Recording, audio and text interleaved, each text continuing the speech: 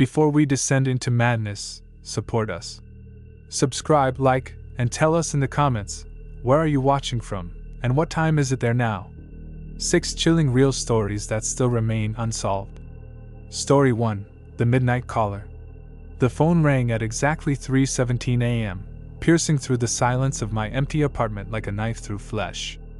I knew it was him before I even picked up, the same time, every night, for the past 3 weeks.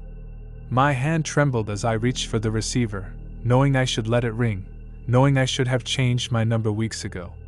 But something kept drawing me back to those calls, something I couldn't explain. "Hello, Sarah," the voice whispered, smooth as silk and cold as winter morning. "Are you ready to remember? I am Sarah Martinez, a 28-year-old forensic accountant living in downtown Portland, Oregon. 3 months ago, my life was perfectly ordinary. Wake up, coffee, work, Netflix, sleep, repeat. I had a small circle of friends, a decent apartment overlooking the Willamette River, and absolutely no reason to believe that my mundane existence would suddenly spiral into a nightmare that still haunts me today. It started on October 15th, a Tuesday that began like any other. I was working late at Morrison & Associates, poring over financial records for a corporate fraud case, when my desk phone rang. The caller ID showed unknown, which wasn't unusual in my line of work. Clients often called from block numbers, especially when dealing with sensitive matters. "Sarah Martinez speaking," I answered, expecting another attorney or worried executive. "You've forgotten something very important, Sarah," the voice said. It was a man, middle-aged perhaps, with no discernible accent. "But don't worry. I'm here to help you remember." Before I could respond, the line went dead. I stared at the receiver for a moment, then shrugged it off as a wrong number or prank call. It wouldn't be the first time someone had gotten their wires crossed. But the calls continued. Every night at 3:17 a.m., my home phone would ring. The same voice, the same cryptic message about remembering something, then silence. After the 5th night, I started keeping a notebook by my bed, documenting every word he said. Night 6. "The girl in the blue dress knows what you did." Night 7. "Room 237 at the Riverside Inn. You were there, Sarah." Night 8. "Her name was Rebecca Chin." Say it out loud. The name hit me like a physical blow. Rebecca Chin. I didn't know that name, but I couldn't place where or how. It floated just at the edge of my memory, like trying to remember a dream after waking. The more I concentrated, the more elusive it became. I tried everything, blocking the number, unplugging the phone, even staying at friends' houses. But somehow, he always found a way to reach me. Hotels, friends' apartments, even my office after hours, the calls followed me everywhere, always at 3:17 a.m., always with that same patient, knowing voice. By the 3rd week, I was barely sleeping. I'd researched Rebecca Chin online but found dozens of women with that name. I'd called the police, but they said there was nothing they could do unless the caller made explicit threats. I'd even hired a private investigator, but he came up empty-handed after a week of work. The breakthrough came on November 3rd. I was organizing old files in my home office when I found a box of photographs from college, pictures I hadn't looked at in years. Buried near the bottom was a group photo from my senior year psychology class. And there, third from the left in the back row, was a young Asian woman with long black hair and a bright smile. Written on the back in faded ink, "Rebecca Chin, Study Group, Spring 2018. My blood turned to ice. Rebecca Chin had been in my advanced abnormal psychology seminar. We'd been in the same study group, worked on projects together. But that wasn't the memory that came flooding back. It was what happened during finals week. The memory hit me like a sledgehammer. Rebecca had been struggling with the coursework, falling behind on assignments. She'd asked me to help her cheat on the final exam, to share my answers, to give her some of my research. I'd refused. More than that, I'd reported her academic dishonesty to Professor Williams when I suspected she was copying from other students. 2 days later, Rebecca was found dead in her dorm room. Official cause: suicide by overdose. The note she left mentioned her fear of academic failure, the shame of disappointing her family, the crushing weight of expectations she couldn't meet. I'd never connected my report to her death before. The mind has a way of protecting us from guilt, of burying memories too painful to bear. But now, with the caller's persistent reminders, it all came rushing back. Had my refusal to help her, my decision to report her, contributed to her death?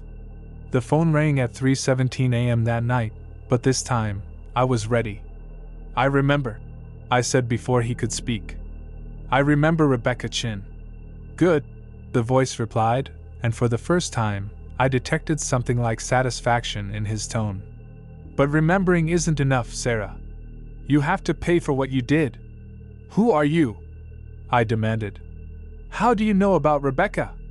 "I'm her brother," he said simply. "And I've been looking for the people responsible for her death for 7 years." The line went quiet for so long I thought he'd hung up. Then, just as I was about to speak again, he whispered, "Check your email, Sarah. You'll find very detailed instructions on how to make this right. You have 48 hours to decide." The call ended, and my laptop chimed with a new message. The email was from an anonymous account, containing a single attachment, a video file named Rebecca's Last Days.mp4. I stared at the screen, my cursor hovering over the attachment. Part of me wanted to delete it, to call the police, to pretend this nightmare wasn't happening. But the larger part, the part consumed by guilt and the need to know the truth, clicked play. The video was clearly taken from a hidden camera, showing Rebecca in her dorm room during what must have been her final weeks. I watched her deteriorate over the span of several days, saw her crying over failed assignments, making desperate phone calls to her family, staring at bottles of pills with a look of absolute despair. But it wasn't just Rebecca in the video. There were other students, other professors, other people who had been part of her story. And in one brief clip, there I was, walking out of Professor Williams' office after filing my report, looking satisfied with myself in a way that now made me sick. The video ended with a single screen of text. "Rebecca Chin died alone and afraid because people like you chose rules over compassion. Make it right, or everyone will see who you really are." Below the text was an address, 1247 Riverside Drive, Unit 237, the same room number he'd mentioned in one of his calls. And beneath that, a date and time, November 5th, 3:17 a.m. That was tomorrow night. I spent the next 36 hours in agony, researching Rebecca's family, trying to understand what had happened after her death. I learned that her brother, David Chin, had dropped out of graduate school to investigate the circumstances surrounding her suicide. He'd become obsessed with finding everyone he felt had contributed to her decision to end her life. As 3:17 a.m. approached on November 5th, I found myself standing outside the Riverside Inn, staring up at room 237. Every rational part of my mind screamed at me to leave, to call the police, to run as far as I could from this confrontation. But guilt is a powerful motivator, and I needed to face whatever David Chin had planned. I climbed the stairs with leaden feet, each step echoing in the empty hallway. The door to 237 was unlocked. Inside, I found a sparse hotel room with a single chair facing a laptop computer. On the screen was a live video feed. I could see myself standing in the doorway, could see David Chin sitting calmly in the corner, his face finally revealed. He looked like Rebecca, the same intelligent dark eyes, the same sharp cheekbones. But where Rebecca had radiated warmth and hope, David's face was carved from stone, hollow with years of obsession and grief. "Please sit down, Sarah," he said, his voice the same whisper I'd been hearing for weeks. "We have a lot to discuss." I sat, my hands shaking. "What do you want from me?" "I want you to understand what you took from her," he replied, pulling out a thick folder. "Rebecca wasn't just struggling academically, she was battling severe depression, anxiety, and the crushing weight of being the first in our family to attend college. Your report was the final straw that convinced her she was worthless, that she was a failure who would never amount to anything." He spread photographs across the bed, pictures of Rebecca as a child, at family gatherings, receiving academic awards in high school. "She was brilliant, Sarah. She could have been a psychologist, could have helped people with the same struggles she faced. But you chose to see her as a cheater rather than a human being in crisis. Tears were streaming down my face now. I'm sorry, I whispered. I had no idea she was struggling so deeply. I thought I was just upholding academic integrity. Sorry isn't enough, David said, his voice hardening. But you're going to have a chance to make a real difference. You're going to help me expose the system that failed her, the professors who ignored the warning signs, the counselors who were too busy to really listen, the students who turned their backs when she needed support. He handed me a document, a detailed plan to create a foundation in Rebecca's name, to push for better mental health resources on college campuses, to ensure that no other student would fall through the cracks the way his sister had. You have resources, connections, a professional reputation, he continued. Use them. Dedicate the rest of your life to making sure Rebecca's death means something. I stared at the document, realizing this wasn't just about guilt or revenge. It was about transformation. David hadn't brought me here to hurt me. He'd brought me here to save others. And if I refuse? I asked. His smile was cold. Then the world learns about Sarah Martinez, the woman who helped push a vulnerable student to suicide, who cared more about rules than human life. Your video confession is already uploaded, ready to be released with a single click. I looked at the camera, realizing I'd been recorded from the moment I walked into the room. Every word, every tear, every admission of guilt, it was all there, ready to destroy my life and career. But as I sat there, staring at the photographs of Rebecca Chin, I realized I didn't care about the threat. I cared about the waste of a young life, about the sister who would never become the psychologist she dreamed of being, about the family still mourning a daughter they'd lost too soon. I'll do it, I said, my voice steady for the first time in weeks. I'll help you build something meaningful from this tragedy. David nodded, and for just a moment, I saw a glimpse of the pain beneath his calculating exterior. She would have liked that, he said quietly. I signed the documents that night, committing to donate half my salary to the Rebecca Chin Foundation, to speak at universities about mental health awareness, to turn my guilt into action. David deleted the confession video in front of me, though I knew he probably had copies. The calls stopped after that night. My phone remained silent at 3:17 a.m., and slowly, I began to sleep again. But I kept my promise.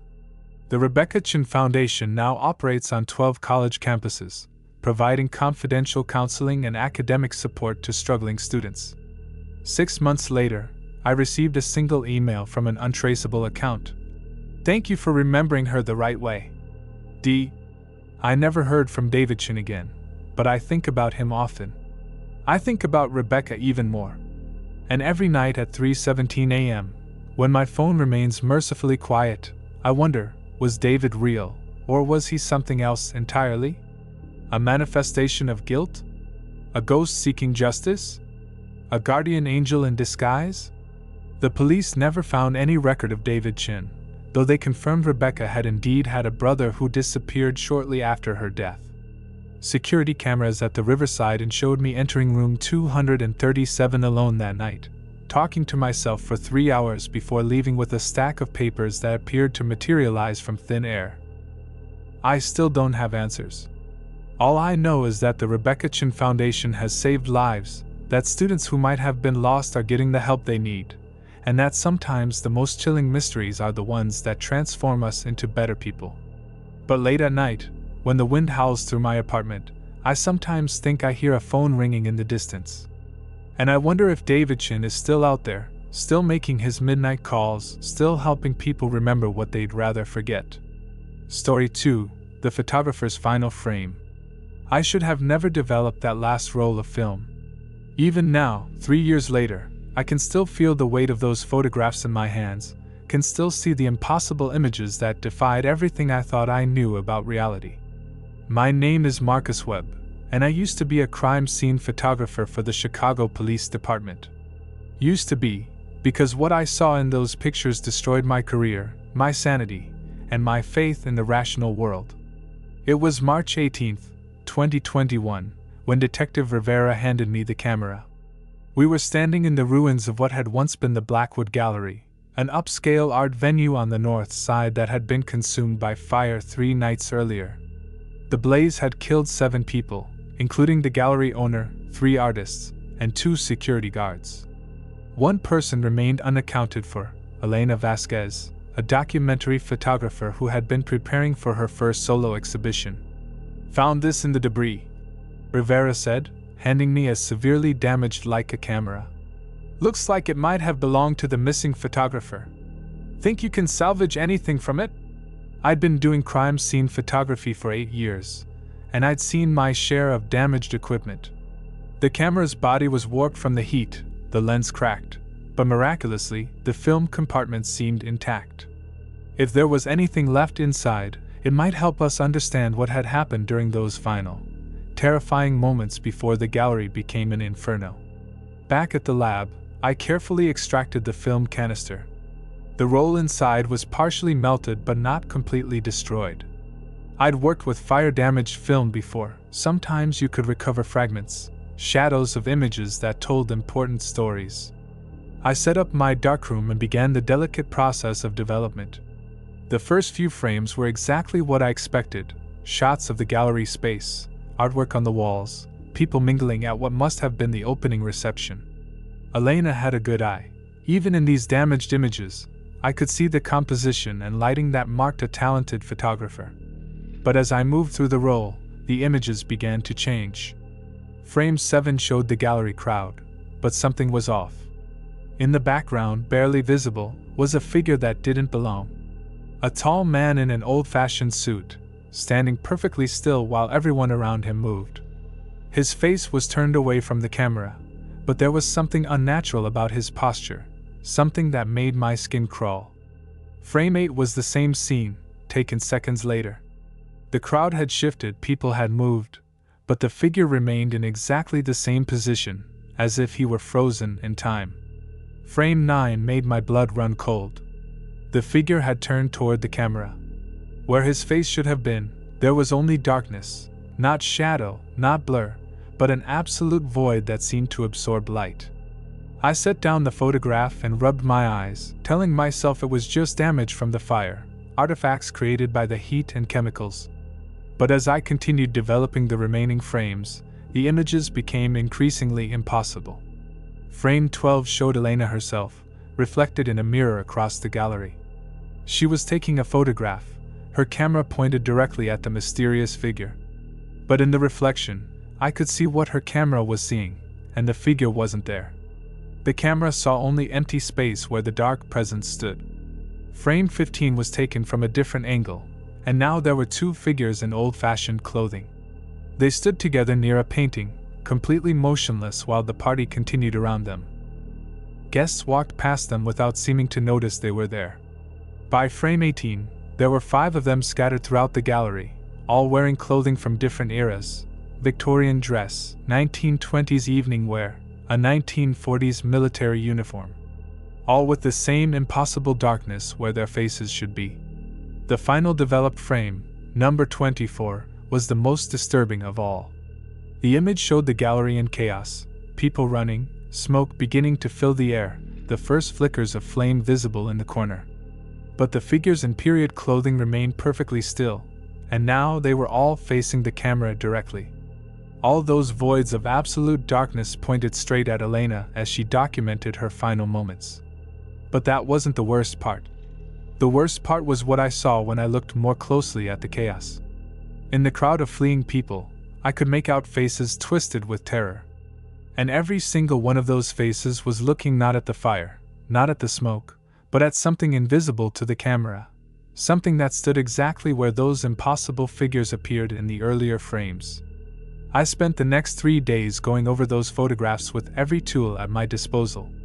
I had them analyzed by experts, examined under magnification, subjected to every test I could think of.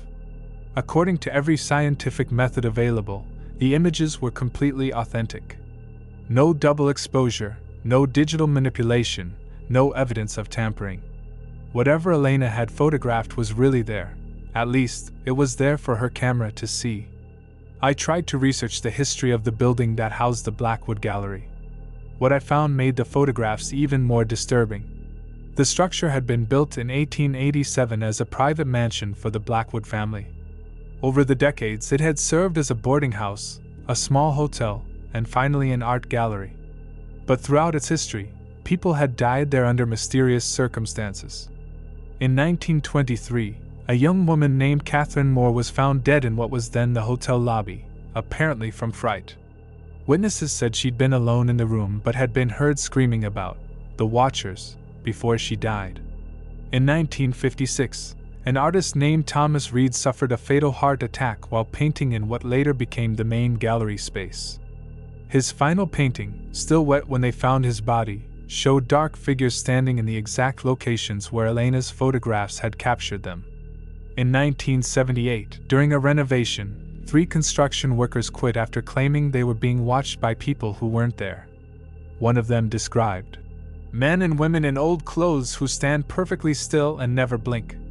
I brought my findings to Detective Rivera, laid out all the photographs and historical evidence. She listened patiently, examined everything carefully, then gave me a look I'd never seen before. "Marcus," she said quietly, "I need you to understand something. We found Elena Vasquez's body yesterday." My blood turned to ice. "What do you mean? I thought she was missing." "She was found in the basement of the gallery, in a storage room that was barely touched by the fire. She'd been dead for at least a week before the fire started." I stared at her, not comprehending. "That's impossible. These photographs were taken the night of the fire. Look at the timestamps, look at the images of the reception." Rivera pulled out a folder and set it in front of me. "Marcus, there was no reception.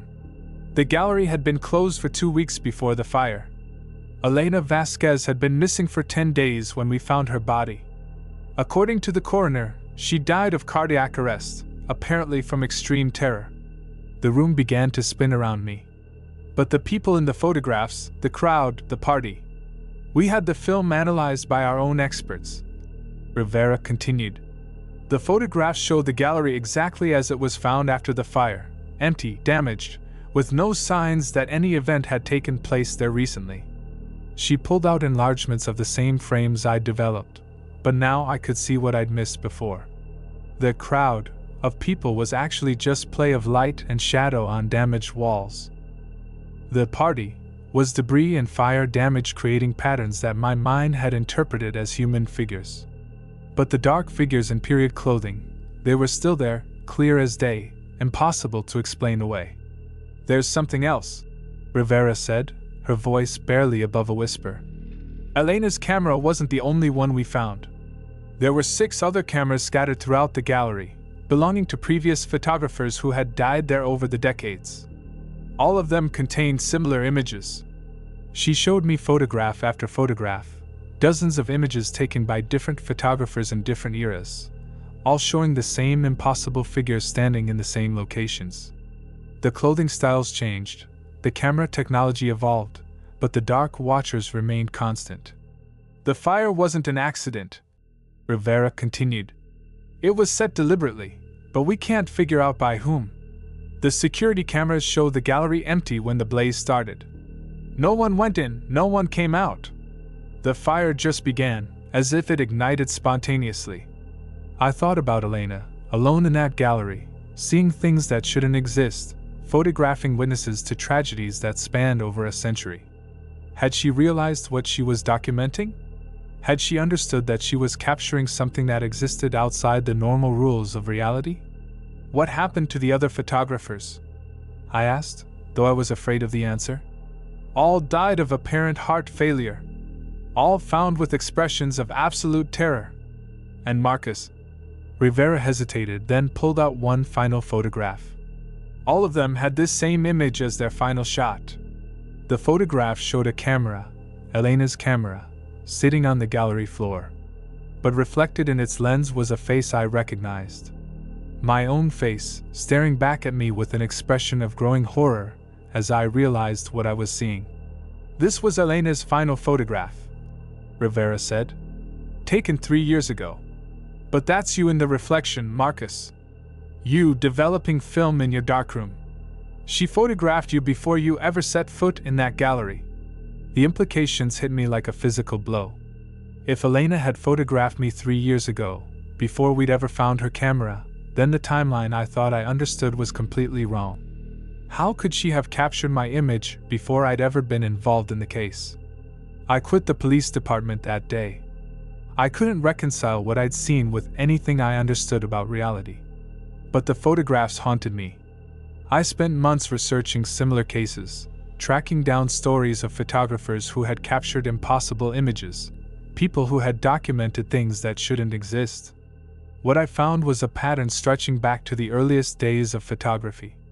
Pictures that showed figures from other times, images that revealed truths about past and future events, cameras that seemed to see beyond the veil of normal perception.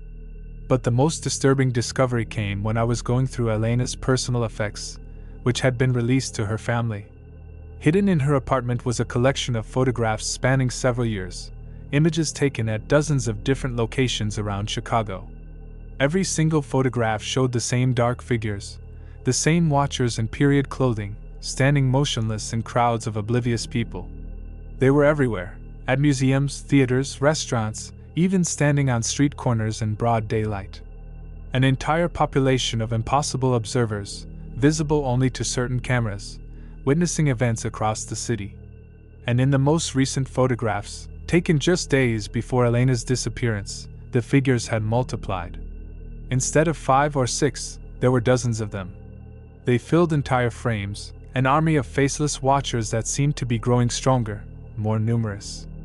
The final photograph in Elena's collection was different from all the others. Instead of showing the dark figures, it showed normal people going about their daily lives. But everyone in the image, every man, woman, and child, had the same expression of absolute terror on their faces. They were all looking up at something outside the frame. Something that cast no shadow but filled them with primal fear. On the back of this photograph, Elena had written a single line in shaking handwriting. "They're not just watching anymore. They're coming through." That was 18 months ago. Since then, I've documented similar incidents in 7 other cities. Always the same pattern: photographers capturing impossible images, mysterious deaths, locations with tragic histories. But the phenomena are accelerating. The dark figures are appearing more frequently, in more places, and they're no longer content to simply observe. Last week, I received a package with no return address. Inside was a camera, an old Leica, exactly like the one Elena had used. Attached was a note. "Your turn to document the truth. The watchers have been waiting for you." I haven't decided whether to load film into the camera. Part of me knows I should destroy it, pretend I never saw those impossible photographs. But the larger part, the part that needs to understand, needs to document what's really happening in the shadows of our world, keeps that camera on my desk.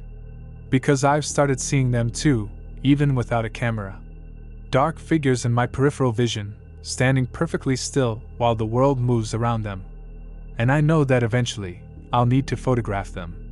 I'll need to add my images to the collection, to continue documenting whatever is slowly bleeding through from wherever these watchers come from. The only question is whether I'll survive long enough to develop that final roll of film. Story 3: The Signal from Nowhere. I intercepted the transmission at 3:42 a.m. on a Tuesday in September, and it changed everything I thought I knew about our place in the universe. My name is Dr. Amanda Foster, and I'm a radio astronomer at the Arecibo Observatory in Puerto Rico. Or rather, I was, before the signal drove me from my career and into hiding, before I discovered that some secrets are too dangerous to share with the world. For 15 years, I'd been part of the Search for Extraterrestrial Intelligence project, spending countless nights scanning the cosmos for any hint that we're not alone. I'd analyzed thousands of signals, investigated hundreds of anomalies, and found nothing but cosmic background radiation and the occasional satellite interference. I'd begun to accept that if intelligent life existed elsewhere in the universe, it was either too far away to detect or too advanced to bother communicating with primitives like us.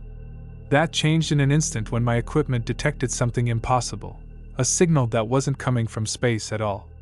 I was monitoring a section of the Vega system, following up on a weak signal detected 3 days earlier, when the radio telescope picked up a transmission on 1420.405 MHz, the hydrogen line frequency that SETI researchers consider the most likely channel for interstellar communication.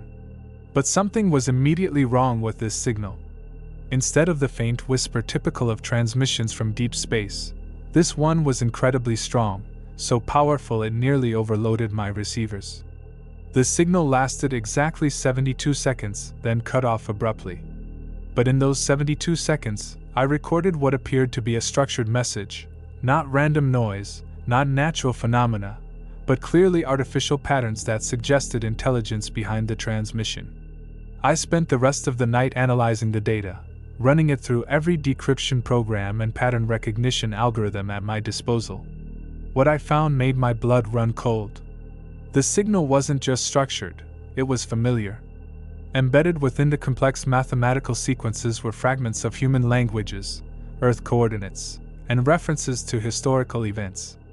But that wasn't the most disturbing part. The most disturbing part was the metadata attached to the transmission. According to my instruments, the signal hadn't originated from any point in space. The triangulation data showed that it was coming from underground, approximately 400 meters below the Arecibo facility itself. I triple-checked my equipment, convinced there had to be a malfunction. Radio signals don't come from underground. The Earth's crust blocks most electromagnetic radiation, and no human technology could generate the kind of power required for such a strong transmission from that depth. Yet the data was undeniable. Over the next week, the signal repeated at irregular intervals, sometimes once a night, sometimes multiple times, always on the same frequency, always from the same impossible location. I began to notice patterns in the timing and content. The messages seemed to be responding to events happening above ground, as if whatever was sending them was monitoring our activities in real time. I couldn't discuss my findings with my colleagues.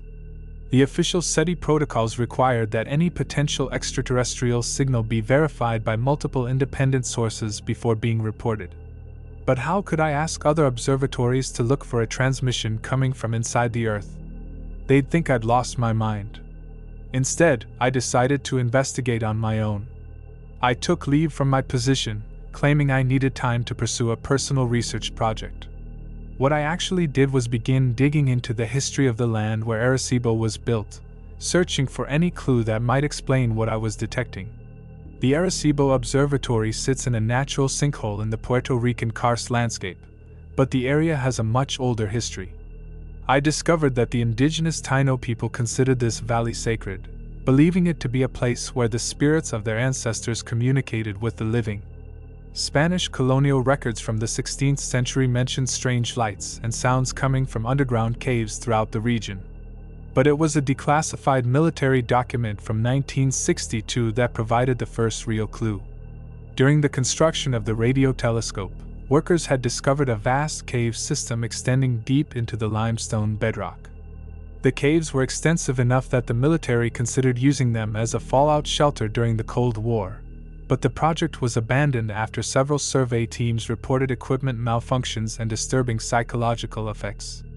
According to the classified reports, workers described hearing voices speaking in unknown languages, seeing lights moving through the darkness without any apparent source, and experiencing shared nightmares about being watched by unseen presences. 3 men suffered what the documents described as complete nervous breakdowns, and were quietly transferred to psychiatric facilities on the mainland. The caves were sealed with concrete in 1963, and all records of their existence were classified. The official story was that the construction team had encountered unstable geology that posed a risk to the telescope's foundation. Armed with this information, I began monitoring the signal more systematically, recording not just the transmissions but also environmental data from around the observatory. I installed sensitive seismic equipment to detect any underground activity that might correlate with the broadcasts. What I found was a complex pattern of low-frequency vibrations occurring in the bedrock beneath the facility, always preceding the radio transmissions by exactly 17 minutes. Whatever was down there wasn't just sending signals. It was physically active, moving through the sealed cave system in patterns that seemed purposeful and intelligent. On October 15th, exactly 1 month after I'd first detected the signal, something changed. The transmission that night was different, stronger, more complex, and containing elements that shouldn't have been possible. Mixed in with the usual mathematical sequences and coordinate data were audio fragments that sounded distinctly human. I isolated the audio and played it back through high-quality speakers. What I heard made me question my sanity. Voices speaking in perfect English, having conversations about current events, discussing people and places I recognized. But the voices belonged to people I knew were dead. The clearest fragment was a conversation between Dr. Carl Sagan and Dr. Frank Drake, 2 pioneers of SETI research who had both passed away years earlier. They were discussing my own research, mentioning me by name, debating whether I was ready to understand the truth about what lay beneath Arecibo. I convinced myself it had to be some kind of elaborate hoax, perhaps a test created by my colleagues or a government agency. But as I continued to analyze the transmissions, I found elements that no human hoaxer could have created. The signal contained detailed information about astronomical phenomena that hadn't been discovered yet, predictions about solar flares, descriptions of exoplanets that wouldn't be detected for months, mathematical proofs that were beyond current human understanding. The breakthrough came when I realized that the signal wasn't just broadcasting randomly. It was trying to establish two-way communication. The mathematical sequences it transmitted were responses to queries I'd been sending into space as part of my regular SETI work. Somehow, whatever was beneath the observatory was intercepting my outgoing transmissions and responding to them. I decided to test this theory. Instead of broadcasting my usual general queries to the cosmos, I sent a specific message directly downward, toward the source of the underground signal. I transmitted a simple mathematical sequence, the Fibonacci numbers up to 144, and waited. The response came within minutes. The underground transmitter sent back the next 5 numbers in the Fibonacci sequence, then added something new, a series of coordinates that, when plotted on a map, formed a perfect spiral matching the mathematical relationship I'd sent. But the coordinates weren't random. They marked specific locations around the world where other radio telescopes were located: Jodrell Bank in England, the Very Large Array in New Mexico, the Green Bank Observatory in West Virginia.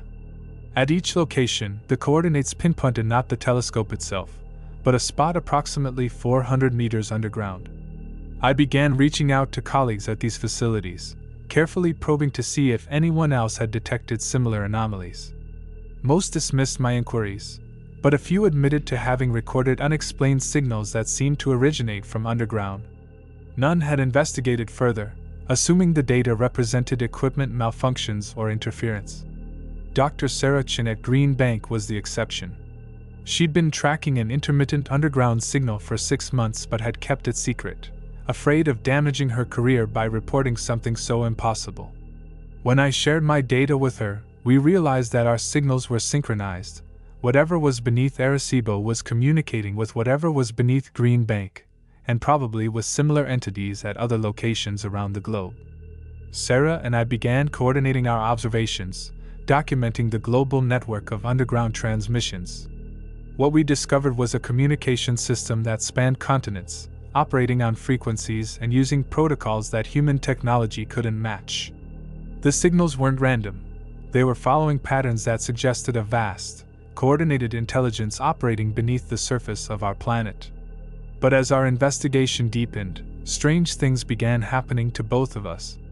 Equipment would malfunction at crucial moments, data files would become corrupted overnight, and we both experienced vivid dreams that felt more like shared memories than products of our sleeping minds. In these dreams, we found ourselves standing in vast underground chambers filled with impossible machinery, surrounded by figures that were almost human but not quite. They moved with purpose through networks of tunnels that stretched beneath entire continents, monitoring the surface world through methods we couldn't understand. The dreams always ended the same way, with the realization that they weren't aliens at all, but something far more disturbing. They were us, or rather, what humanity might become after thousands of years of underground evolution. They spoke of a great catastrophe that had driven their ancestors below the surface, of watching and waiting as new civilizations rose and fell above them. The final transmission came on November 30th. Instead of the usual mathematical sequences, the signal contained a single, clear message in perfect English. Dr. Foster, your investigation has been noted and approved. You have demonstrated the curiosity and intelligence required for the next phase of human development. Report to coordinates 18.3463 degrees north, 66.7528 degrees west at midnight on December 15th. Come alone. Bring no recording equipment. Tell no one of this message. Your cooperation will determine whether surface humanity is ready to learn the truth about Earth's real history. The coordinates were for a location in the 𝒉𝒟𝒄 rainforest, about 30 miles from the observatory. I cross-referenced them with geological surveys and found they marked the entrance to one of the deepest known cave systems in Puerto Rico, caves that, according to official records, had been sealed since the 1960s. I spent 2 weeks agonizing over the decision. Every rational part of my mind screamed that this was either an elaborate hoax or a trap set by someone who wanted to harm me. But the data I'd collected was undeniably real, and the implications were too important to ignore. On December 14th, I made my choice. I destroyed all my research, erased every file, and burned my physical notes. I submitted my resignation to the observatory, citing personal reasons. Then I drove to the coordinates in 𝒉𝒟𝒄. I never made it to the meeting. On the winding mountain road, my car's electrical system failed completely. The engine died, the lights went out, and even my mechanical watch stopped ticking. I sat in absolute darkness for what felt like hours before I saw lights approaching through the forest. Not flashlights or vehicle headlights, but a soft, blue-white glow that seemed to move independently through the trees. When I woke up, I was back at the observatory, sitting in my car in the parking lot. My watch showed 6:30 a.m. on December 16th. I had no memory of the previous 36 hours, but there was a letter on my passenger seat written in my own handwriting. Amanda, you have been given a choice. Continue your surface life with no memory of what you have learned, or join us below where the real work of preserving human knowledge continues.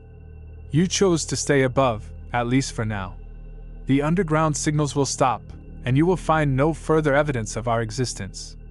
But remember, we are always watching, always waiting, and when the surface world faces its next great catastrophe, the invitation will be extended again.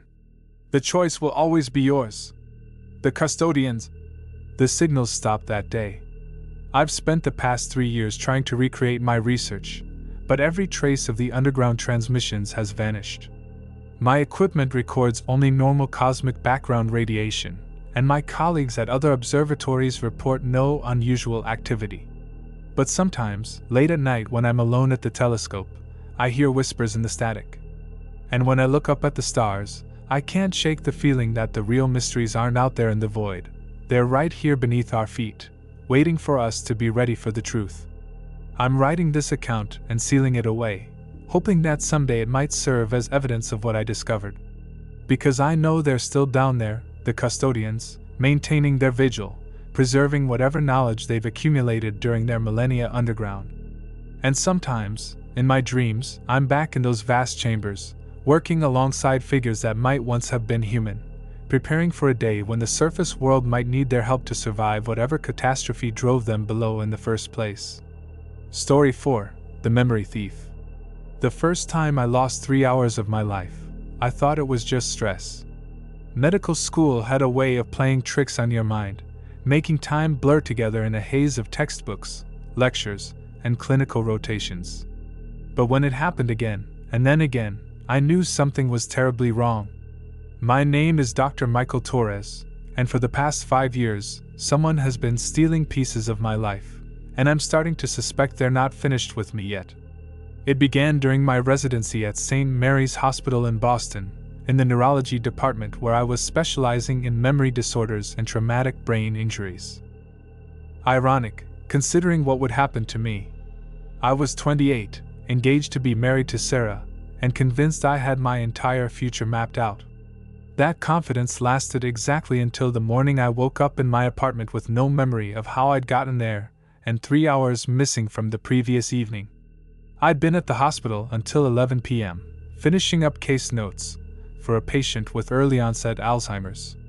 I remembered walking to the parking garage, getting into my car, starting the engine. The next thing I knew, I was waking up fully dressed on my couch at 6 a.m., my car keys still in my hand, with no recollection of the drive home or anything that happened after I left the hospital. At first, I rationalized it. Microsleep, maybe brief episodes of unconsciousness brought on by extreme fatigue. I'd seen it in medical students before, the body shutting down for seconds or minutes at a time while the person remained technically awake. But microsleep didn't explain how I'd driven 12 miles through Boston traffic and made it safely to my apartment. The second incident happened 3 weeks later. I was reviewing patient files in my office when I apparently got up and left the hospital. The next thing I remembered was standing in the middle of Brookline Cemetery at 2 a.m., completely disoriented and freezing cold. My phone showed 17 missed calls from Sarah, who'd been worried sick when I failed to come home for dinner. But it was the security footage that really frightened me. The hospital's cameras showed me leaving at 7:15 p.m., walking with purpose toward the exit. But the person on that video wasn't behaving like someone suffering from a medical condition. The figure moved deliberately, confidently, as if he knew exactly where he was going. It looked like me, walked like me, but something about the posture and gait seemed subtly wrong, as if someone else was wearing my body like a suit. I ran every test I could think of: MRI scans, EEG monitoring, blood work to check for drugs or toxins. Everything came back normal. My brain showed no signs of trauma, seizure activity, or abnormal electrical patterns. Physically, I was in perfect health.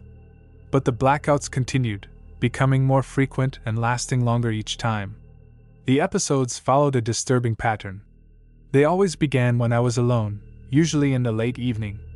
I would lose consciousness for anywhere from 2 to 6 hours, then find myself in strange locations around Boston: parks, cemeteries, abandoned buildings, always places connected to the city's darker history. And I was never alone when I woke up. Each time, there would be evidence that I'd interacted with other people during my blackouts. Business cards in my pockets from meetings I couldn't remember, photographs on my phone showing me with strangers in locations I'd never visited, even receipts for purchases I had no memory of making. But when I tried to trace these interactions, I hit dead ends. The business cards belonged to companies that didn't exist, the strangers in the photos couldn't be identified, and the receipts were for items I never found among my possessions. Sarah became increasingly worried about my condition. She insisted I see Dr. Elizabeth Hartman, one of the hospital's leading neurologists and an expert in dissociative disorders. Dr. Hartman was thorough, putting me through weeks of tests and interviews, but she was as baffled as I was. Dissociative fugue states are rare, she told me during our final consultation. Usually, they're triggered by severe psychological trauma or stress. But your psychological profile doesn't indicate any underlying trauma, and the physical evidence suggests something more complex than a standard dissociative episode. She was particularly troubled by the security footage from various locations around the city. Using my medical credentials, I'd gained access to surveillance systems at several places where I'd awakened during blackouts. What we saw was deeply disturbing. The footage showed me arriving at each location with one or more companions, people who appeared to be guiding me, speaking to me, treating me as if I were fully conscious and responsive. But in every video, my face was completely blank, my movements mechanical and unnatural. I looked like someone sleepwalking, but sleepwalkers don't navigate complex urban environments or engage in detailed conversations with multiple people. More troubling still was what happened to the other people in these videos. After spending time with me, they would leave separately, but follow-up footage from nearby cameras showed them exhibiting the same blank expression and mechanical movements I displayed. It was as if whatever was affecting me was spreading to others through direct contact. Dr. Hartman suggested I consider taking a leave of absence from my residency, but I refused. My work was the only thing that felt real anymore, the only part of my life that hadn't been contaminated by these mysterious episodes.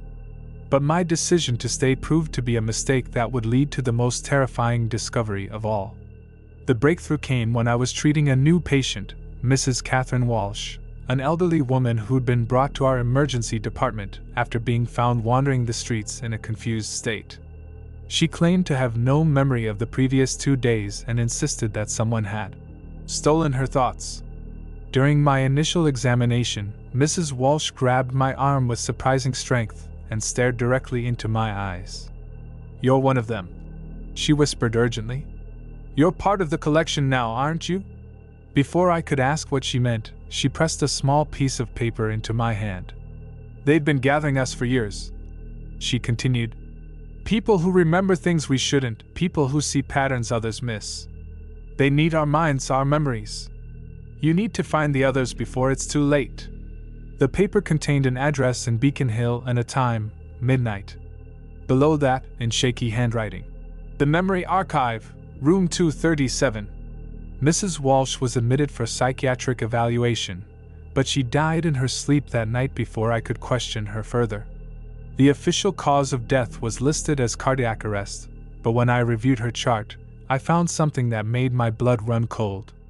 Her brain activity had ceased completely at 11:47 p.m., 13 minutes before her heart stopped beating. It was as if her consciousness had simply been switched off. Against every rational instinct, I decided to visit the address Mrs. Walsh had given me. The building in Beacon Hill was an elegant Victorian townhouse that appeared to be abandoned. But when I arrived at midnight, the front door was unlocked, and I could hear voices coming from somewhere inside. I climbed to the second floor and found room 237, a spacious library lined with filing cabinets and computer equipment. 7 people were seated around a conference table, all of them staring at me with the same blank expression I'd seen in the security footage. But as I entered the room, their faces suddenly came alive, as if they'd been awakened from a deep sleep. "Michael," said a woman in her 50s, "we've been waiting for you. Please sit down. We have a great deal to discuss." The woman introduced herself as Dr. Patricia Vance, a former neuroscientist who claimed to have been experiencing blackouts similar to mine for over a decade. The others around the table shared similar stories. Professionals from various fields who'd lost time, found themselves in strange places, and gradually discovered they were part of something larger and more sinister than any individual medical condition. "We call it the Memory Archive," Dr. Vance explained. "Someone is collecting human experiences, storing our memories and consciousness for reasons we don't fully understand. During our blackout episodes, we're not unconscious. We're being used as remote interfaces, allowing whoever is running this operation to experience life through our bodies and minds." She showed me boxes of evidence the group had collected over the years, thousands of photographs, videos, and documents proving that people experiencing these episodes had been engaging in complex activities while apparently unconscious. But more disturbing were the medical files showing abnormal brain scans from all the affected individuals. In each case, there were microscopic foreign objects embedded in the hippocampus and temporal lobes, regions critical for memory formation and storage. "They're harvesting our memories," Dr. Vance continued, "taking our experiences, our knowledge, our emotions, and storing them somewhere else. The blackouts are just the collection process. But we think there's more to it than simple data gathering." Another member of the group, a computer programmer named David Chen, had been tracking patterns in the episodes. "The timing isn't random," he explained, pulling out charts and graphs. "The blackouts correspond to significant events, accidents, crimes, deaths, major news stories. It's as if whoever is controlling us is using our bodies to witness and document important moments in real time." But the most chilling revelation came when Dr. Vance showed me video footage taken during one of their meetings. The camera captured all 8 people around the table, including me, sitting in those same blank poses I'd seen in the security footage. According to the timestamp, the video had been recorded 6 months ago. "You've been coming to these meetings for over a year, Michael," Dr. Vance said gently.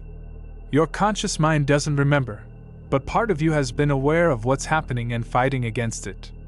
She handed me a notebook filled with handwriting I recognized as my own, though I had no memory of writing any of it.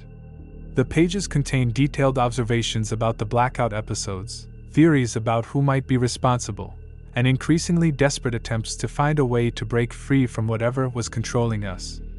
The final entry, dated just 3 days earlier, was particularly disturbing. They're planning something big.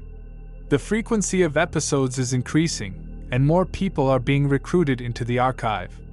Sarah is starting to show the early signs: missing time, confusion, gaps in her memory. They're expanding the network, and I think I know why. They're preparing for something that requires a massive number of human witnesses. I stared at the notebook, trying to process the implications. Sarah, my fiancée, was beginning to experience the same symptoms I'd been dealing with. The conspiracy was spreading, and somehow my own unconscious mind had been documenting it even while my conscious awareness remained blocked. "What do you want from me?" I asked Dr. Vance. "We want you to help us find the source," she replied. "Your medical background gives you access to resources we don't have. Hospital records, patient files, research databases. If we can identify the pattern of recruitment and figure out how these implants are being placed, maybe we can stop this before it spreads further." Over the following weeks, I began investigating while maintaining my normal routine at the hospital.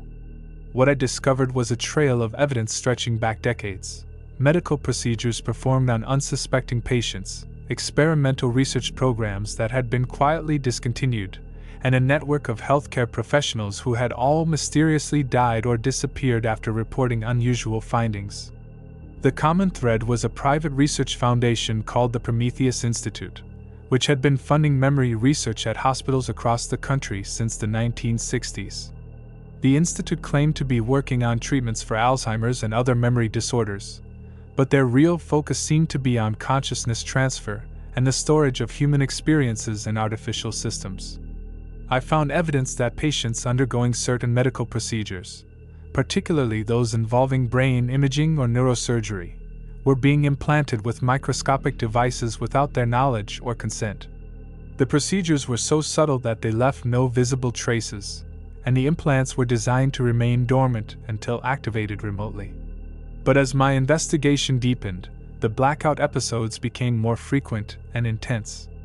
I began losing entire days at a time, waking up in my apartment with evidence that I'd been living a completely different life during my unconscious periods.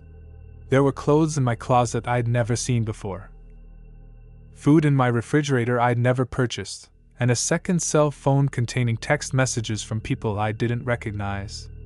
The messages were the most disturbing part. They were communications between myself and dozens of other people, all discussing the progress of something called Phase 3. According to these messages, I was apparently a coordinator in a vast network of controlled individuals, helping to plan and execute some kind of large-scale operation. The final message, sent from my phone just hours before I regained consciousness, was addressed to someone called the Architect. "All subjects are in position. Memory extraction is at 94% completion across the network. Ready to proceed with consciousness transfer protocol. Awaiting final authorization for Phase 3 implementation." That was 2 months ago. Since then, the blackouts have stopped completely, but I know it's not because I've been cured. It's because whatever they needed from me is complete. The memory archive has harvested enough experiences, collected enough consciousness, and now they're ready for the next phase of their plan. I've tried to warn people, tried to publish my findings, tried to alert the authorities. But every attempt has been blocked or discredited. The Prometheus Institute has apparently been disbanded, the evidence has mysteriously disappeared, and most of the other members of our resistance group have vanished without a trace. Sarah doesn't remember me anymore. She looks at me with polite confusion, as if I'm a stranger who happens to share her apartment. Her memories of our relationship have been selectively erased, replaced with a completely different history that doesn't include me at all. I'm writing this account as a record of what I've discovered, though I suspect it won't survive long after I finish it. They've taken my memories, my relationships, my entire identity. But they've left me with enough awareness to understand what's coming. Phase 3, whatever it is about to begin. And somewhere in a facility I'll never find, stored in systems I can't comprehend, the collected consciousness of thousands of people is being prepared for a purpose that terrifies me to imagine. The memory archive isn't just stealing our past, it's building something new from the fragments of who we used to be. And I have the horrible suspicion that when Phase 3 is complete, the distinction between the controllers and the controlled will cease to matter. Because we'll all be part of the same vast, artificial mind. Story 5. The Vanishing Point. I've been driving this same stretch of Interstate 80 through Nevada for 18 hours straight, and I still haven't reached the town that shouldn't exist. My GPS shows I'm exactly where I started. My fuel gauge hasn't moved despite burning through what should have been 3 tanks of gas, and my cell phone's clock has been stuck at 3:33 a.m. for the past 6 hours. My name is Jake Morrison, and I'm beginning to suspect that I'm never going to leave this road alive. It started as the most routine assignment of my career. I'm a freelance journalist specializing in small-town American stories, the kind of forgotten places that dot our highways like forgotten promises. My editor at Highway Chronicles had received a tip about Millbrook, Nevada, a small desert community that claimed to have solved the problem of violent crime by implementing a revolutionary new policing system. 0 murders, 0 assaults, 0 break-ins for the past 5 years. My editor, Patricia, had explained over the phone. In a region where meth labs and desperate people are common as tumbleweeds. Either they've found something worth writing about, or it's the biggest fraud in American law enforcement. Either way, it's a story. The tip had come from a former FBI agent named Robert Cruz, who'd been investigating missing persons cases in rural Nevada. According to Cruz, people had a tendency to disappear on the roads around Millbrook, but the local authorities always had reasonable explanations. Mechanical breakdowns, wrong turns in the desert, accidents with no witnesses. The kind of things that happen in empty places where cell towers are sparse and help can be hours away. But Cruz had noticed patterns that troubled him. The missing people were always traveling alone, always driving through the area at night, and always people who wouldn't be immediately missed, drifters, traveling salesmen, truckers between routes. And without exception, their vehicles were eventually found abandoned on remote desert roads, with no trace of the drivers. I'd driven out from Sacramento on a Tuesday morning in October, planning to spend 2 days in Millbrook interviewing local officials and residents. The town was small enough that I'd mapped out every street using Google Earth, identified key locations and people to interview.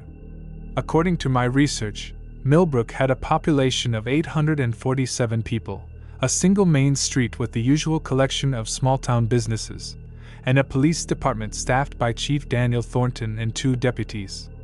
The drive from Sacramento should have taken 6 hours. I'd made similar trips dozens of times, crossing the Nevada state line just before sunset, then navigating the network of smaller highways that led to remote communities scattered across the desert landscape. But as the sun disappeared behind the mountains and my headlights became the only source of illumination for miles, something began to feel wrong. I'd been following the GPS directions religiously, taking the prescribed turns onto increasingly narrow roads. But after 3 hours of driving through what should have been a 2-hour route, I started to notice that the landscape wasn't changing. The same rock formations appeared outside my windows, the same clusters of Joshua trees, the same abandoned buildings in the distance. At first, I assumed I was experiencing the common desert phenomenon where vast, empty spaces create an illusion of repetition. But when I passed the same distinctive billboard, advertising a roadside attraction that had closed 20 years earlier, for the 4th time, I knew something was genuinely wrong. I pulled over and consulted my paper maps, the old-fashioned kind that don't rely on satellite signals. According to my calculations, I should have reached Millbrook an hour ago. But my GPS insisted I was still on the correct route, still following the path that would lead me to my destination. The electronic voice continued to provide directions with mechanical confidence. Continue straight for 12 miles. That was when I noticed that my fuel gauge hadn't moved. I'd been driving for over 3 hours, much of it through mountainous terrain that should have consumed a significant amount of gas. But the needle remained exactly where it had been when I'd left Sacramento, just above the 3/4 mark. I tried calling my editor to report the delay, but my phone showed no signal. Not unusual in rural Nevada, where cellular coverage can be spotty at best. But when I checked the time, my phone's clock read 3:33 a.m., which was impossible, since I'd left Sacramento at 2 p.m. and had been driving for less than 4 hours. I continued driving, hoping to find some landmark or sign that would help me orient myself. But as the hours passed, according to my car's clock, though my phone remained frozen at 3:33, the repetitive nature of the landscape became undeniable. I was driving through the same stretch of road over and over again, as if caught in some kind of loop. The really disturbing part was that I wasn't alone on this impossible highway. Other vehicles appeared in my mirrors and headlights, always at a distance, always moving in the same direction I was traveling. A red pickup truck that stayed exactly a mile behind me, a motorcycle that appeared and disappeared in the curves ahead, a white sedan that paralleled my route on a road that should have intersected with mine but never quite seemed to connect. I tried stopping to wait for one of these other vehicles to catch up, thinking I might be able to get directions or at least confirmation that I wasn't losing my mind. But whenever I pulled over, the other vehicles would stop as well, maintaining their distance like players in some cosmic game of follow the leader. By what my car's clock claimed was 2 a.m., though my phone stubbornly insisted it was still 3:33, I was beginning to panic. I'd been driving for 12 hours through terrain that should have taken me 2 hours to cross. My gas tank remained mysteriously full, my phone's clock remained frozen, and the landscape outside continued its impossible repetition. That was when I saw the lights of Millbrook in the distance. The town appeared exactly as I'd expected from my research, a cluster of buildings arranged along a single main street, with the warm glow of streetlights and the occasional neon sign advertising a diner or motel. It looked perfectly normal, perfectly inviting after hours of driving through the empty desert. But as I drove toward the town, something strange happened. The lights seemed to recede, always staying the same distance away no matter how fast I drove. It was like chasing a mirage, always seeing my destination but never quite reaching it. I pushed my car harder, reaching speeds that were dangerous on the winding desert roads. But Millbrook remained tantalizingly out of reach, its lights twinkling in the distance like stars. And then, as suddenly as they had appeared, the lights vanished entirely. I found myself back on the same empty stretch of highway, passing the same billboard, the same rock formations, the same abandoned buildings. The loop had reset, and I was starting over from the beginning. It was then that I noticed something that made my blood freeze. On the shoulder of the road ahead was a car, a blue Honda Civic that looked exactly like mine. As I passed, I glimpsed a figure slumped over the steering wheel. The license plate was partially obscured by dust, but I could make out enough letters to confirm my worst fear. It was my own car, and the figure behind the wheel was me. I pulled over, my hands shaking so badly I could barely grip the steering wheel. According to what I'd just seen, I was already dead, slumped in my car on the side of this impossible road. But I was also still alive, still driving, still trapped in this loop that seemed to have no beginning and no end. I forced myself to walk back to the other vehicle, though every instinct screamed at me to drive away as fast as possible. The closer I got, the more details I could make out. The car was identical to mine in every respect, same model, same color, same small dent in the rear bumper from a parking lot mishap 2 years ago. The figure in the driver's seat was wearing my clothes, had my face, even had the same scar on his forehead from a childhood accident. But when I looked closer, I could see that he wasn't dead. His chest was rising and falling slowly, as if he were in some kind of deep sleep or coma. On the passenger seat was a notebook filled with handwriting I recognized as my own. The entries were dated, starting from what appeared to be 3 weeks ago. Day 1, lost on the road to Millbrook. GPS malfunctioning. Fuel gauge stuck. Something very wrong here. Day 3, passed my own car today. Driver looked unconscious. This makes no sense. How can there be 2 of me? Day 7, found 5 more versions of my car scattered along the route, all occupied by versions of myself in various states. Some awake, some sleeping, some that might be dead. We're collecting here, like debris in a cosmic drain. Day 12, discovered that some of the other drivers can communicate. We're all trying to reach Millbrook, all trapped in the same loop. The town appears periodically but can never be reached. We think it's some kind of temporal anomaly or interdimensional trap. Day 18, more cars every day. Not just mine now, other vehicles with other drivers, all caught in the same cycle. We've started leaving messages for each other, trying to coordinate an escape attempt. The final entry was dated yesterday, day 21, realized we're not the first. Found evidence of dozens of other travelers who've been trapped here over the decades. Cars from the 1960s, 1970s, 1980s. Some of the drivers are still here, still trying to reach Millbrook after 40 years of driving the same road.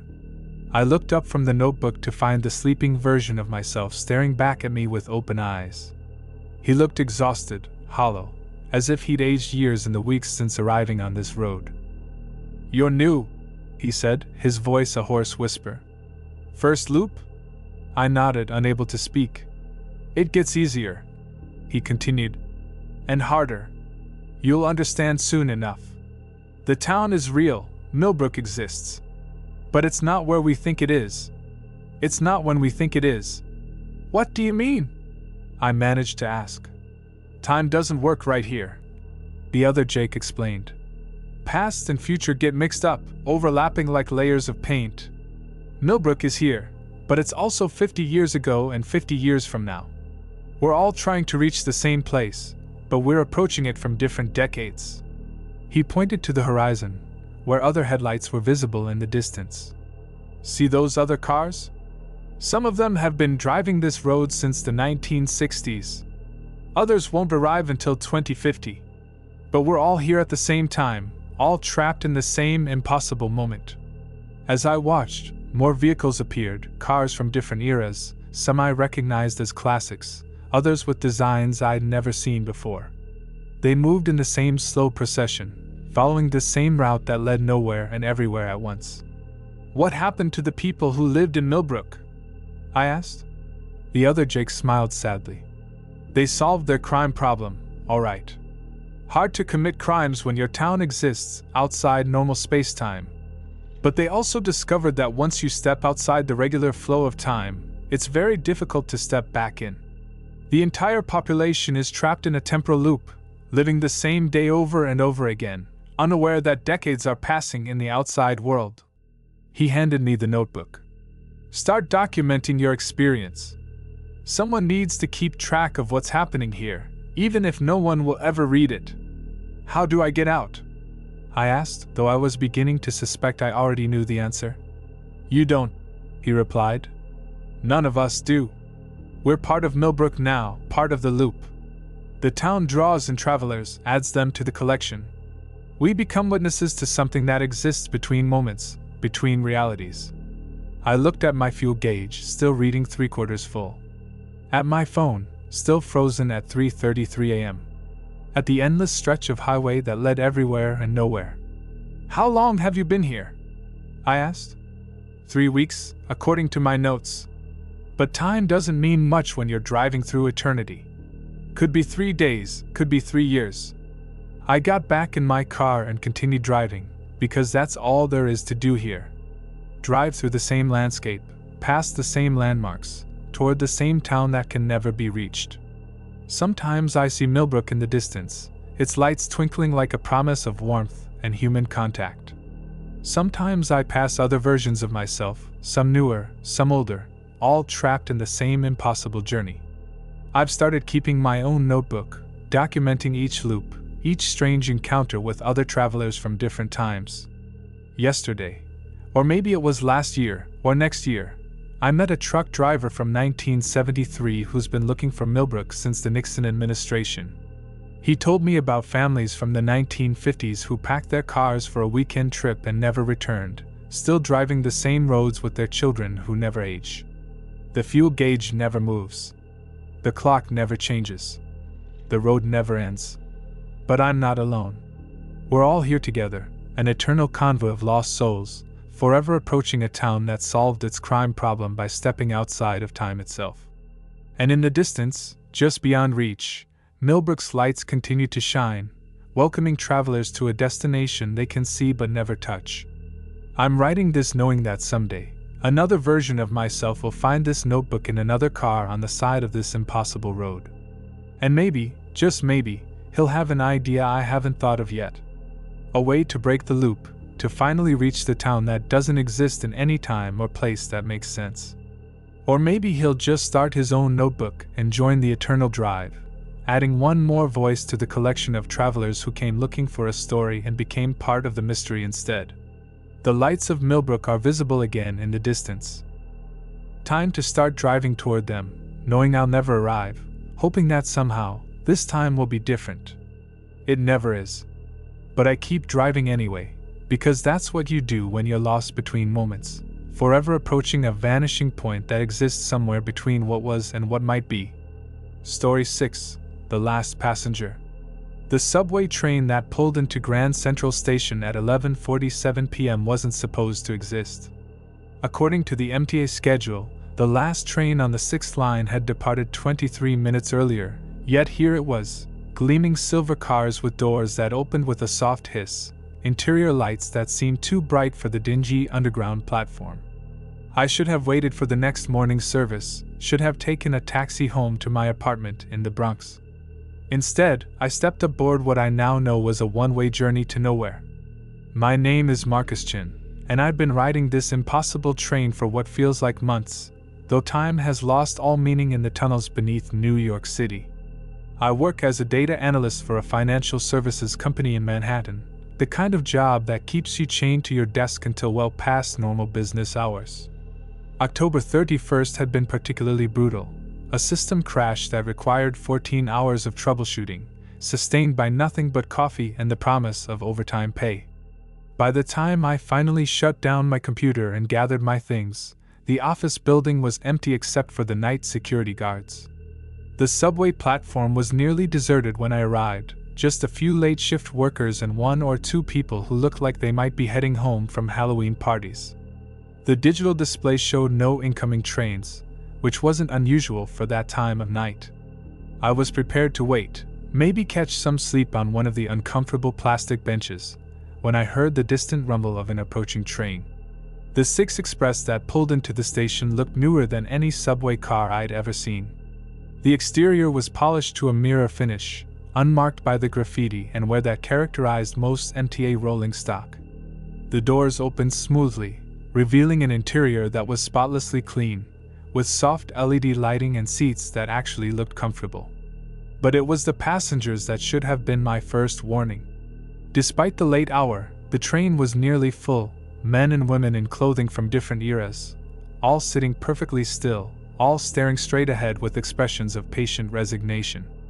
A woman in a 1940s dress and Victory Rolls hairstyle sat next to a man in a 1980s business suit. Across the aisle, a teenager in 1990s grunge attire shared a bench with an elderly gentleman wearing what looked like Victorian formal wear.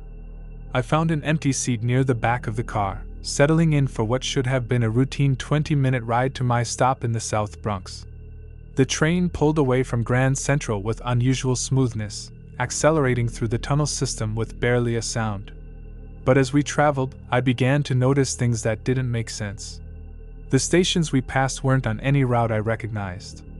Names flickered by on platform signs: Temporal Junction, Kronos Square, Yesterday Heights, none of which appeared on any subway map I'd ever seen. The architecture of these phantom stations varied wildly, some looking like they'd been built in the 1920s, others featuring ultra-modern designs that wouldn't look out of place in 2050. But most disturbing of all was the realization that we'd been traveling for over an hour without stopping.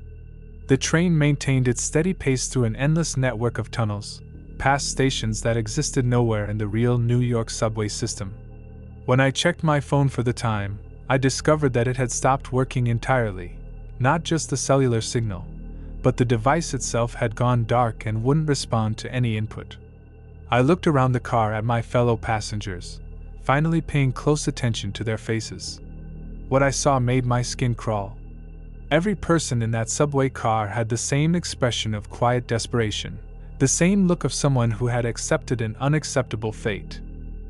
And when I looked more closely, I realized that some of them weren't entirely solid. I could see through certain passengers to the seats behind them, as if they were slowly fading away. The woman in the 1940s dress turned to look at me, and when she spoke, her voice sounded like it was coming from a great distance. "You just got on, didn't you? Fresh passenger. We haven't seen a new one in, well, time doesn't work the same way down here. Could be days, could be decades. Where is this train going?" I asked, though part of me already dreaded the answer. "Nowhere," she replied with a sad smile. "Everywhere. The train goes to all the places that used to be, and all the places that might be, but never to the place you actually want to go. We're all trying to get home, but home doesn't exist anymore. Not for us." A man in a Union Army uniform leaned forward from his seat. "Been riding since 1863, he said conversationally. "Died at Gettysburg, woke up on this train. Thought I was being taken to the afterlife, but it turns out the afterlife has a subway system, and it's just as unreliable as the one in life." I stared at him, trying to process what he just said. "You're dead?" "We all are," said the teenager in grunge clothes. "Died in '94, drug overdose. Figured I was going to hell, but apparently hell is just an endless commute on public transportation." As I looked around the car with this new understanding, I could see the truth in every passenger's face. These weren't living people traveling to normal destinations. They were the spirits of the dead, trapped on a supernatural subway line that connected the world of the living to whatever lay beyond. But that raised a terrifying question. If everyone on this train was dead, what did that make me? I tried to remember the events of that evening more clearly. The long day at work, the walk to the subway station, stepping onto the train. But the memories felt distant and hazy, as if I was trying to recall a dream. The harder I concentrated, the more elusive the details became. The woman in the 1940s dress was watching me with sympathy. "It takes time to accept," she said gently. "The transition isn't always clear. Sometimes people die so suddenly, or in such a state of confusion, that they don't realize what's happened. They go through the motions of their normal routine until something forces them to confront the truth." "But I'm not dead," I protested. "I remember leaving work, walking to the subway, getting on this train. I'm alive." The Union soldier shook his head. "That's what we all thought at first. But look around, son. Look at where you are." I forced myself to examine the subway car more carefully, to see past the initial impression of normalcy. What I found made my blood run cold. The walls of the train were covered with names, thousands upon thousands of names carved, scratched, or written in what looked like dried blood. And scattered among those names were dates spanning more than a century, from the 1800s up to what appeared to be recent years. But it was the reflection in the window that finally broke through my denial. As the train passed through a particularly well-lit station, I caught sight of my own reflection in the glass.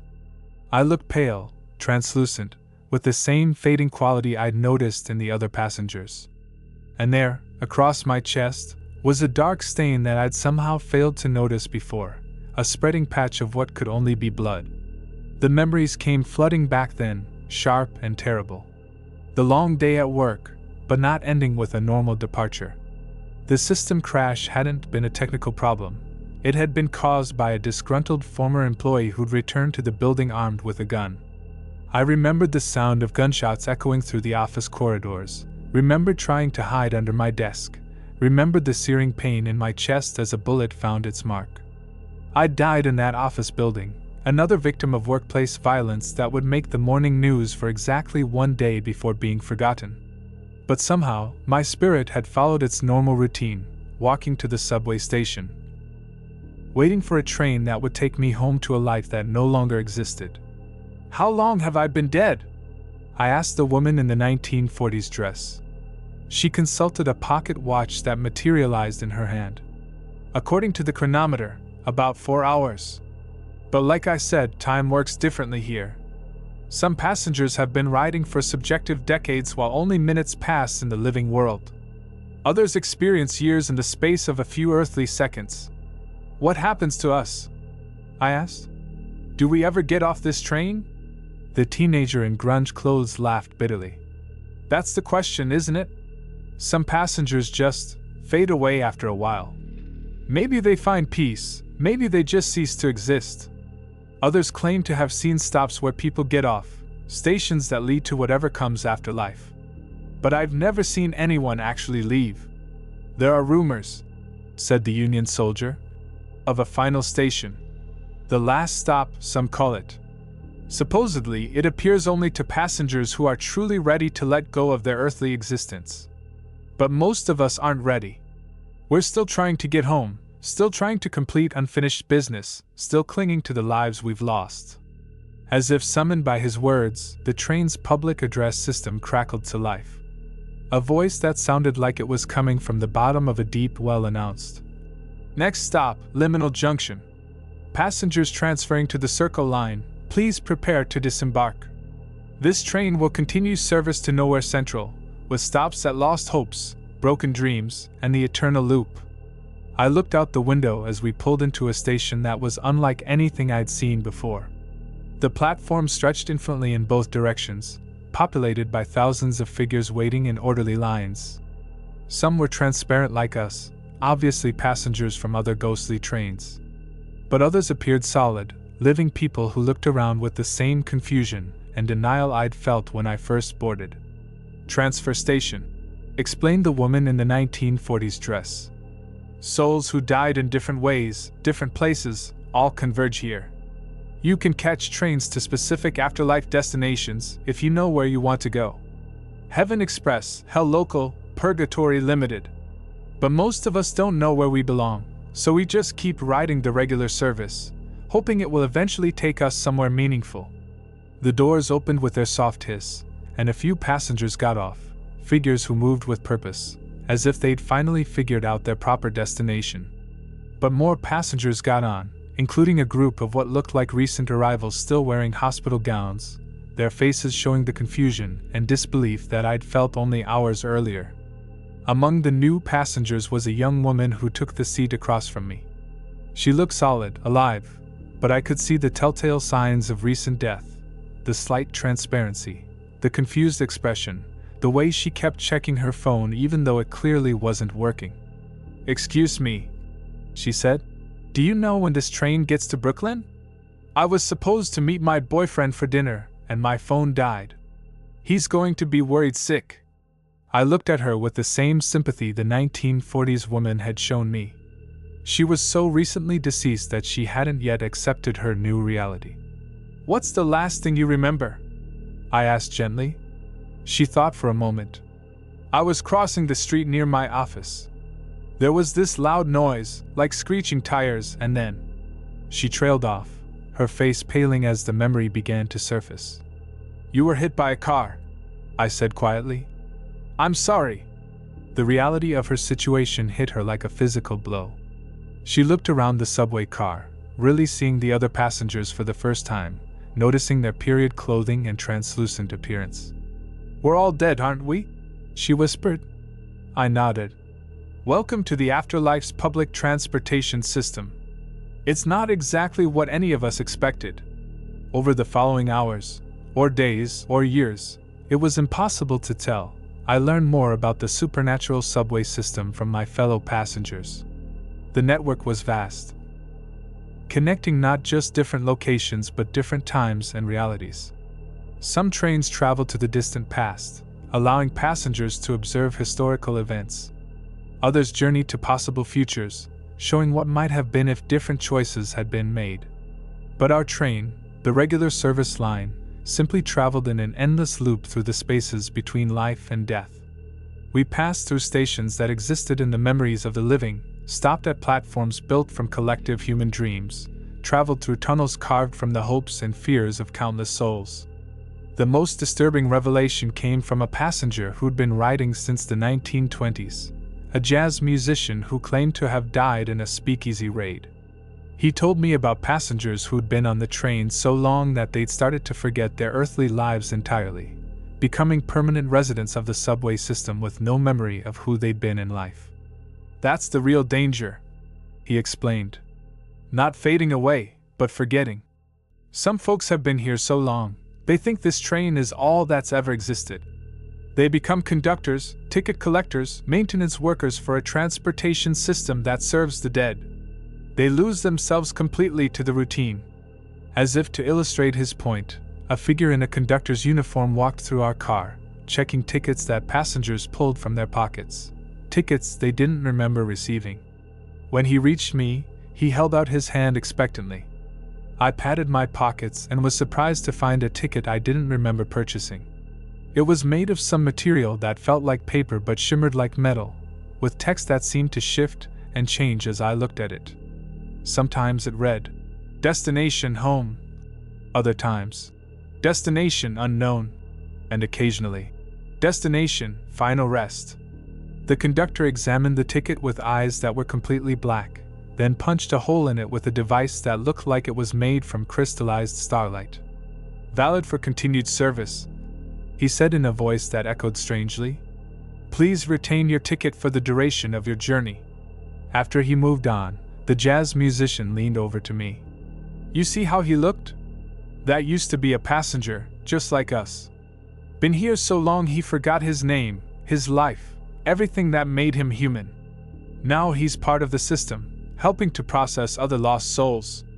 It's what happens if you give up hope of ever reaching your real destination." But what was my real destination? The more I thought about it, the more I realized I didn't know where I wanted to go. Heaven seemed presumptuous. I'd lived a fairly ordinary life, neither particularly good nor particularly evil. Hell seemed extreme for someone whose worst crimes were occasional white lies and taking office supplies home. Purgatory might be appropriate, but how would I know when I'd served enough time to move on? The train continued its endless journey, stopping at stations with names like Second Chances, Unfinished Business, and What Might Have Been. At each stop, a few passengers would get off, either having found their proper destination or simply deciding to explore whatever lay beyond the platform. But new passengers always got on, ensuring that the train remained full of souls in transit. I started keeping track of the stations we passed, trying to map the supernatural subway system. But the network defied logical mapping. Sometimes we'd pass the same station twice in a row, other times we'd travel for hours without seeing any stops at all. The train seemed to follow routes determined by the collective needs and desires of its passengers rather than any fixed schedule. The most unsettling discovery came when I realized that some of the stations weren't just waypoints for the dead. At Living Memory Station, I watched through the windows as solid, clearly alive people waited on the platform. When a few boarded our train, they explained that they were the dreams and nightmares of sleeping humans, traveling to wherever such experiences go when people wake up. At Temporal Crossroads, passengers included not just the recently dead but also the not yet born, souls waiting for their chance at life. Riding the trains to observe the world they would eventually enter. They looked at us deceased passengers with the same mixture of pity and curiosity that we directed toward them. But it was the stop at Unsolved station that finally showed me my true destination. The platform was crowded with souls who had died with important matters left unfinished, people who needed to deliver final messages, solve lingering mysteries, or provide closure to the living. As I watched them through the window, I realized that I belonged among them. My death had been sudden, violent, leaving no time for goodbyes or final arrangements. My family wouldn't know what had happened to me. My girlfriend would wait for calls that would never come. My coworkers would find my desk exactly as I'd left it when the shooting started. But more than that, I had information that could help catch my killer. In those final moments in the office, I'd seen the gunman's face, recognized him as Thomas Bradley, a former employee who'd been fired 6 months earlier. If I could somehow communicate that information to the living world, it might prevent him from hurting others. When the train stopped at Unsolved station, I stood up to leave. The woman in the 1940s dress looked at me with something like pride. "Finally figured out where you need to be?" she asked. I nodded. "I think so. What about you?" Don't you have unfinished business? She smiled sadly. I've been trying to get home to my family for 80 years. But I'm starting to realize that home isn't a place, it's the people you love. And they're all here with me now, on this train, having died in the decades since I passed. Maybe my real destination isn't a station at all. Maybe it's just being together. I stepped off the train onto the platform of Unresolved Station, feeling more solid and purposeful than I had since boarding. The station was bustling with activity, souls organizing into groups based on their unfinished business, receiving instruction from guides who looked like they might once have been passengers themselves. A figure in a uniform that seemed to be made of condensed moonlight approached me. "Welcome to Unresolved Station," she said. "I'm Guide Martinez. What business brings you here?" "I need to communicate with the living world," I explained. "To provide information about my murder that could help prevent other deaths." She consulted a clipboard that appeared to be made of crystallized time. "Ah yes, Marcus Chin. Victim of workplace violence, October 31st. You're scheduled for a manifestation opportunity on November 2nd, Day of the Dead. Very appropriate timing. The veil between worlds is thinnest then, making communication easier." She led me to a waiting area where other souls sat preparing for their own attempts to contact the living.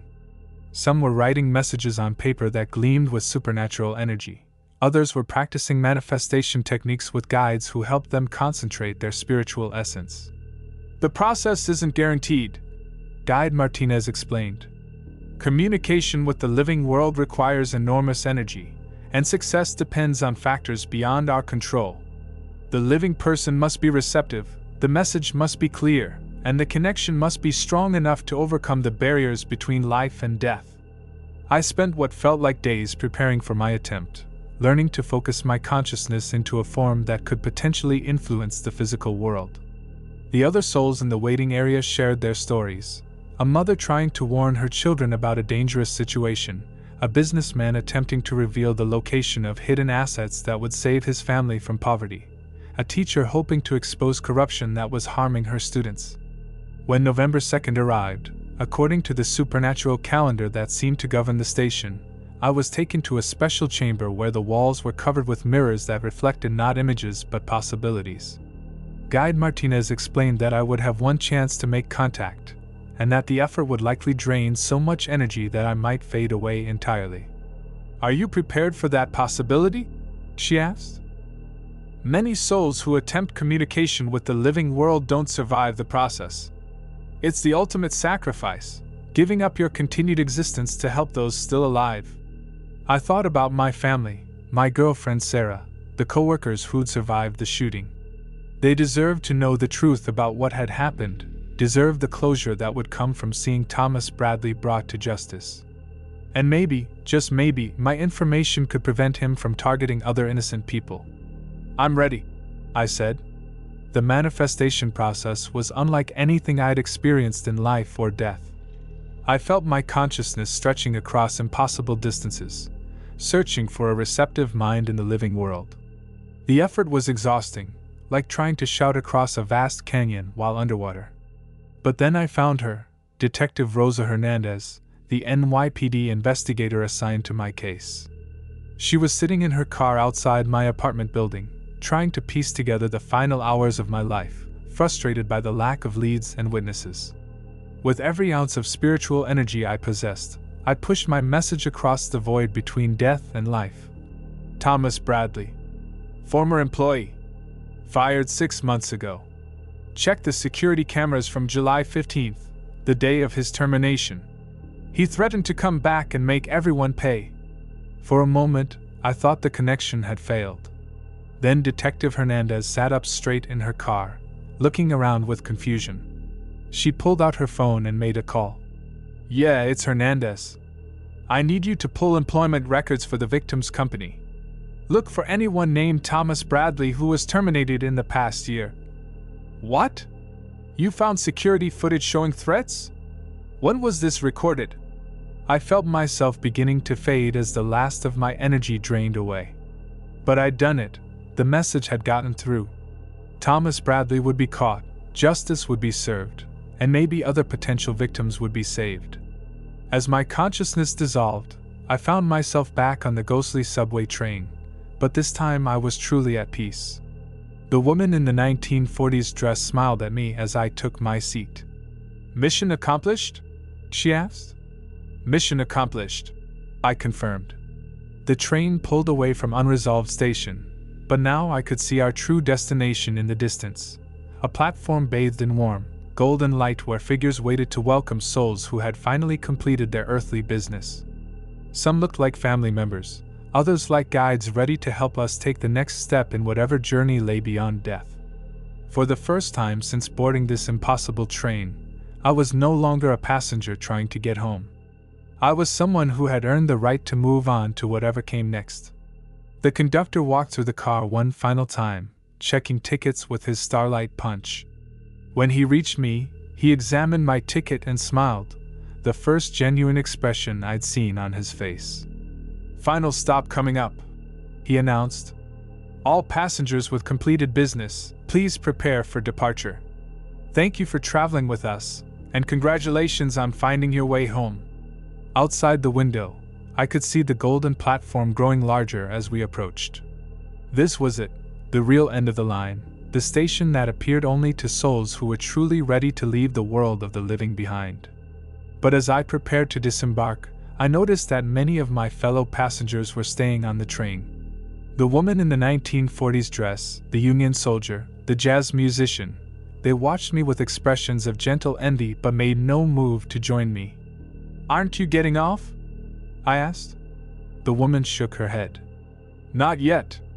We still have things to figure out, people to forgive, lessons to learn. But someday, when we're ready, our train will stop at that golden platform too." I stood up as the train came to a stop, feeling lighter than I had since the moment I died. Through the open doors, I could see figures beckoning to me, some I recognized as family members who had passed before me, others who seemed to radiate peace and welcome. But before I stepped off the train, I turned back to my fellow passengers one last time. "Thank you," I said, "for helping me understand, for showing me the way. I hope you all find your destination soon." The woman in the 1940s dress waved goodbye. "See you on the other side, Marcus. Save us a seat." I stepped onto the golden platform and felt the warmth of whatever lay beyond death enveloping me like an embrace. Behind me, the ghostly subway train pulled away into the tunnels, carrying its cargo of souls still searching for home. But I was no longer searching. I had found my way to the final destination, the place where all journeys end and new adventures begin. And as I walked toward the light that waited beyond the platform, I could still hear the distant sound of the train's whistle, calling to other lost souls still finding their way home.